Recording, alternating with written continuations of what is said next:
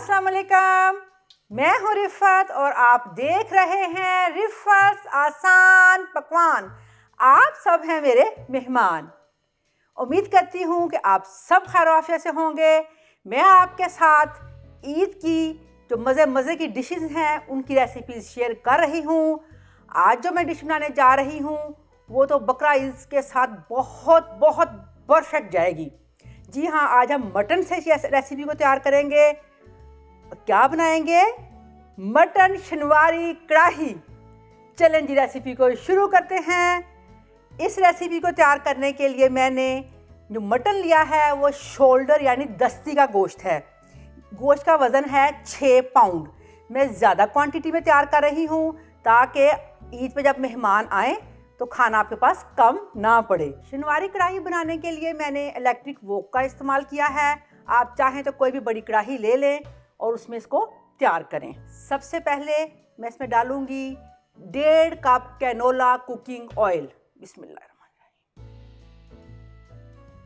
अब मैं इसमें डाल रही हूँ कुटा हुआ अदरक और लहसुन 3 टेबल स्पून। बिस्मिल्लाह। ये कढ़ाई बड़े कम मसालों के साथ तैयार की जाती है और इसी वजह से इसका जो गोश्त का फ्लेवर है उसमें बहुत अच्छा, ये खाली आप मसालों का जायका नहीं आपको आएगा, प्रॉपर मीट का जायका आएगा। जो ही लहसुन की खुशबू आना शुरू हो जाएगी तो हम इसमें डालेंगे गोश्त। गोश्त का वजन है 6 पाउंड या 3 किलो। बिस्मिल्लाह। बोटी का साइज मैंने बड़ा ही रखा है, ये आप देख सकते हैं। दस्ती या पुट का जो गोश्त होता है वो बहुत जल्दी गलता है। कोशिश करें कि उसका इंतखाब करें कढ़ाइयों के लिए। अगर ना हो तो किसी भी मीट के साथ हम कढ़ाई बना सकते हैं। एक चीज़ का और ख्याल करेंगे, इसमें हड्डी की जो बोटी है ना वो थोड़ी कम रखी जाएगी। कोशिश करना है कि कम हड्डी हो, गोश्त ज़्यादा हो। अगर आप चाहते हैं कि आप कम क्वांटिटी में तैयार करना चाहते हैं तो आप मेरे जो स्पाइसेस हैं उन सब को डिवाइड कर सकते हैं अपने गोश्त की मिकदार के ऊपर। अभी हम गोश्त को फ्राई करेंगे जब तक इसका कलर चेंज नहीं होगा। गोश्त को भूनते हुए 10 से 12 मिनट हो गए हैं। अब मैं इसमें डालूंगी 3 टेबल स्पून नमक। यानी 1 पाउंड गोश्त के लिए 1 टीस्पून नमक होता है, तो ये 6 पाउंड गोश्त है, इसमें 3 टेबल स्पून या 6 टीस्पून नमक जाएगा। बिस्मिल्लाह। गोश्त को हम हाई फ्लेम पे भूनते हैं वरना ये अपना पानी छोड़ देता है। आज तो मैंने फुल हाई फ्लेम रखा हुआ है, फिर भी इसने थोड़ा पानी छोड़ा हुआ है, लेकिन आपने 10 से 12 मिनट भूनना है। उसके बाद क्या करना है, नमक डालना है। नमक डालने के बाद अब मैं क्या करूँगी, टमाटर डालूँगी।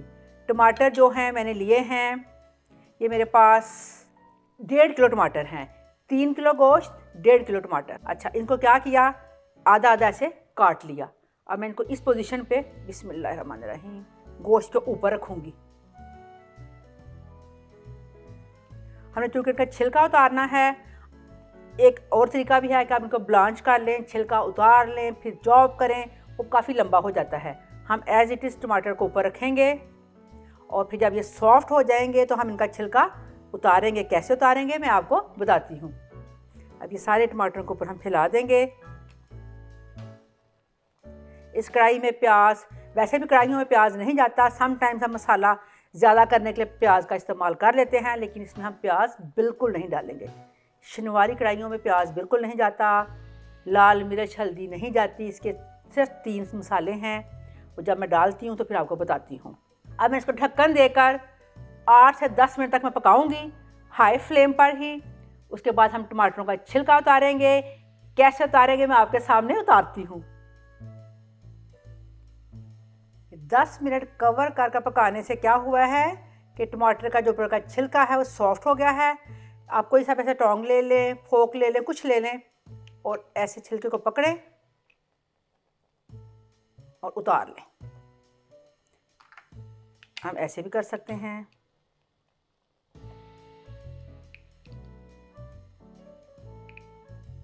इस सारे टमाटरों का छिलका उतारने के बाद हम ऐसे लकड़ी के चम्मच के साथ सारे टमाटरों को मैश करेंगे। थोड़ी कसर है इनको गलने में, ये साथ साथ हम मैश करते रहेंगे, साथ साथ ये पकते रहेंगे। तो आपने देखा गोश्त अपने ही पानी में पक रहा है।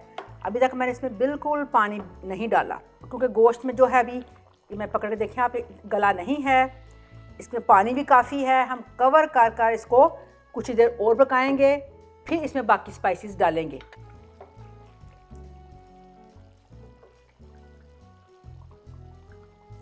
ये मैं आपको बोटी दिखा सकती हूँ। ये देखें गोश्त जो है ये गल गया है,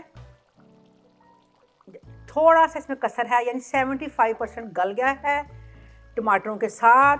अब इस पॉइंट पर आपने देखा मैंने शुरू में स्वाय नमक के कोई और मसाला नहीं डाला। क्यों कि शुरू में अगर हम इसके मसाले ऐसे हैं कि वो सालन को काला कर देते हैं और जलने का भी डर होता है। तो अब जो मसाले मैं जो इसमें डालने वाली हूँ वो कुछ ऐसे हैं। ये है मेरे पास 5 टीस्पून पिसी हुई काली मिर्च, बिल्कुल पाउडर फॉर्म में करना, थोड़ी दरदरी करनी है।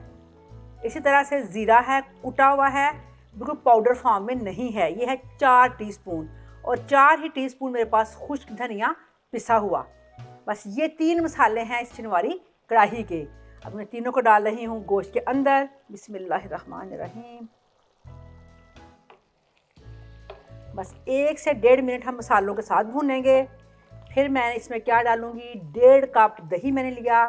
मेरे पास डब्बे का दही है लेकिन मीठा नहीं है। आप ऐसा करें कि प्लेन दही कोई भी ले लें, दही ज़्यादा खट्टा नहीं होना चाहिए।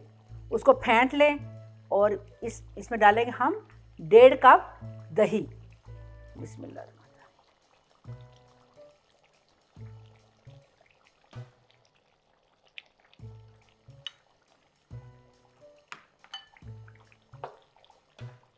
अभी दही के साथ पकाएंगे। अक्सर होता है जब हम काली मिर्च या सूखा धनिया डालते हैं तो हमारी कढ़ाई या जो भी सालन होता है उसका रंग काला हो जाता है, लेकिन अगर हम शुरू में नहीं डालेंगे, एंड पे डालेंगे दही के साथ, तो सालन का रंग काला नहीं होगा। ये भी एक टिप है जो मैंने आपको दे दी है। आपने इस चीज़ का ख्याल रखना है जब आप ये शिनवारी कढ़ाई बनाएंगे। अच्छा, अब ये दही अंदर मैंने डाल दिया। साथ ही मैंने इसमें क्या डालना है, ये मैंने जूलियन कट में सब्ज़ मिर्चें काटी हुई हैं। ये 6-7 हरी मिर्चें हैं बड़ी, मैंने बीज निकाल दिए और काट ली। और ये 1.5 से 2 इंच अदरक का टुकड़ा था जिसको मैंने ऐसे जूलियन कट में काट लिया है। अब मैं ये डालूंगी इसके ऊपर। बिस्मिल्लाहिर्रहमानिर्रहीम। साथ ही अदरक कुछ मैंने बचा लिए हैं गार्निशिंग के लिए। आधा कप मैंने लिया है देसी घी। अगर आपके पास घी ना हो तो आप बटर मेल्ट कर लें, ऑप्शन है, लेकिन देसी घी इसमें जाता है। शुरू में मैंने देखा, मैंने बहुत इतने सारे गोश्त के लिए मैंने बहुत थोड़ा ऑयल इस्तेमाल किया था, क्योंकि मैंने एंड पे इसमें देसी घी का इस्तेमाल करना था। अच्छा, जब मैं डाल रही हूँ आधा कप देसी घी। ये मेरे पास है 3 टेबलस्पून नींबू का जूस।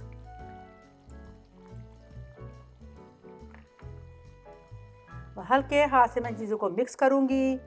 ढक्कन देकर मैं इसको मीडियम हाई पर, बिल्कुल लो दम वाला नहीं करूँगी, क्योंकि इसमें कढ़ाई में भी थोड़ा सा पानी है, जो टमाटर का पानी है, दही का पानी है। अब ये टमाटर और दही का पानी खुश रखने के लिए मैं इसको मीडियम हाई पर रखूँगी, लो पर नहीं करूँगी। कवर कर कर हम इसको, ये काइंड ऑफ इसका दम ही है, लेकिन हम इसको मीडियम हाई पे देते हैं। अभी हम कवर कर कर इसको 15 मिनट तक दम पे रखेंगे और फिर क्या करेंगे, डिश आउट। 15 मिनट दम के बाद मीडियम हाई पे दम दिया है मैंने, क्योंकि मुझे इसका पानी ड्राई करना था। आपने देखा बिल्कुल पानी ड्राई हो चुका है, घी ऊपर आ गया है। इसका मतलब यह है कि कढ़ाई तैयार हो गई है। कढ़ाइयों में थोड़ा सा आम सालन से घी हमेशा ज़्यादा होता है। अच्छा, अभी हम क्या करेंगे, इसकी गार्निशिंग करेंगे। गार्निशिंग के लिए मैंने ये बटर लिया है। ये आपकी मर्ज़ी, आप डालना चाहें तो डालें, वरना नहीं डालें। कि शिनवारी कढ़ाई में थोड़ा सा हम बटर के साथ गार्निश करते हैं इसको। मैंने ये 1 पीस बटर का इधर डाल दिया, एक इधर डाल दिया, दैट्स इट। 3 टेबलस्पून मैंने बटर डाल दिया है। थोड़ी सी सब्ज़ मिर्च और अदरक जो कि जूलियन कट में कटी हुई है, ये ऊपर से डाल दूंगी।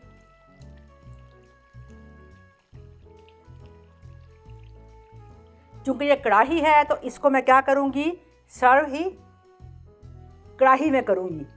कढ़ाई इसको डिश आउट करने की ज़रूरत नहीं है। आप चाहें तो डोंगे में डाल सकते हैं, लेकिन मैं ज़्यादातर अपनी कढ़ाइयों को कढ़ाई में ही सर्व करती हूँ। शनिवारी मटन कढ़ाई तैयार हो चुकी है, अपनी फाइनल प्रेजेंटेशन के साथ आपके सामने मौजूद है। आपने देखा कितने कम इंग्रेडिएंट्स के साथ एक मज़ेदार डिश तैयार हो गई। आपने इसको ज़रूर ईद उल अज़हा पे बनाना है, पिक्चर के साथ इंस्टाग्राम पे मेरे साथ शेयर करना है। आप जब ये खाएंगे तो रिफ़त आसान पकवान को ज़रूर याद करेंगे। मैं इंशाअल्लाह ताला ईद से पहले मज़ीद और मज़ेदार डिशेस की रेसिपी आपके साथ शेयर करती रहूँगी। अभी मैं चलती हूँ, दुआओं में याद रखिएगा। अल्लाह हाफिज़, फ़ी अमान अल्लाह।